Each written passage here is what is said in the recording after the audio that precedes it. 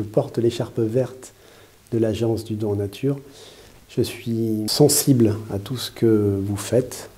Je trouve assez merveilleux le fait d'être capable de réaliser à quel point la gabegie est parfois grande et à quel point les besoins, parallèlement à ça, le sont également.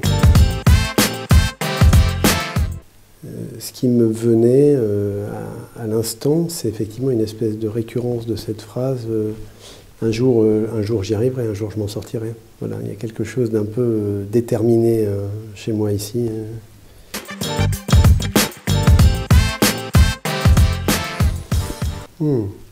J'ai des souvenirs, ça va vous faire sourire, mais j'ai des souvenirs de shampoing.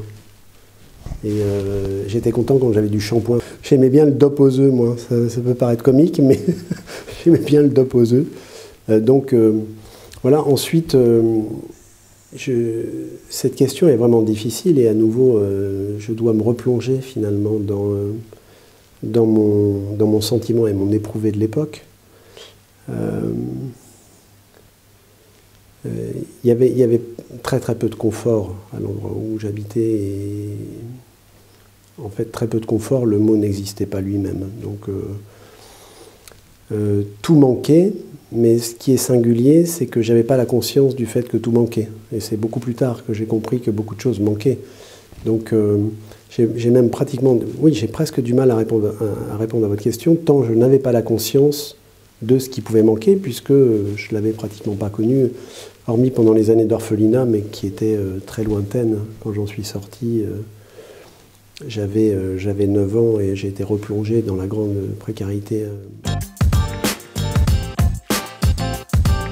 Je leur dirais, comme je le dis parfois d'ailleurs, qu'à la fin des tunnels, il y a toujours un point lumineux, que la détermination rend les choses possibles, et peut-être de faire en sorte de ne jamais renoncer, parce qu'en vérité, nous avons nous-mêmes une capacité formidable à influencer nos propres trajectoires.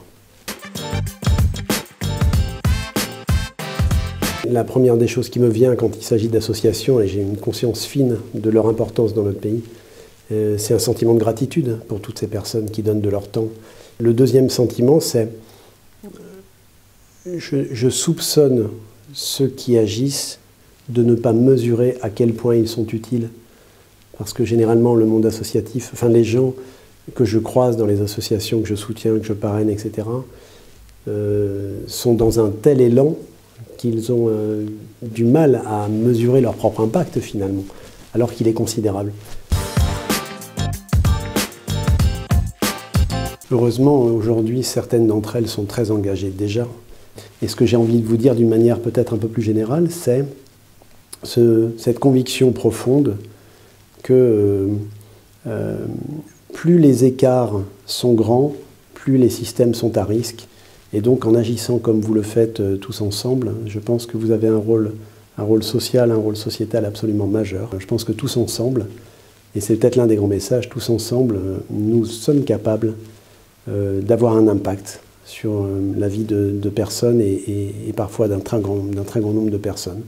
Donc une invitation à faire davantage, parce qu'il y a tellement à faire en vérité.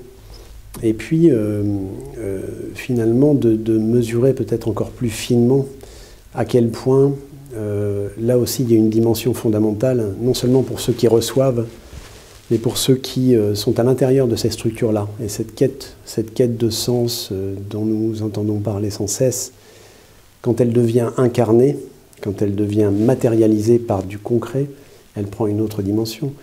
Donc évidemment, j'invite tous ceux qui le peuvent à œuvrer sur ce champ-là. Donc voilà, foncez les entreprises, foncez.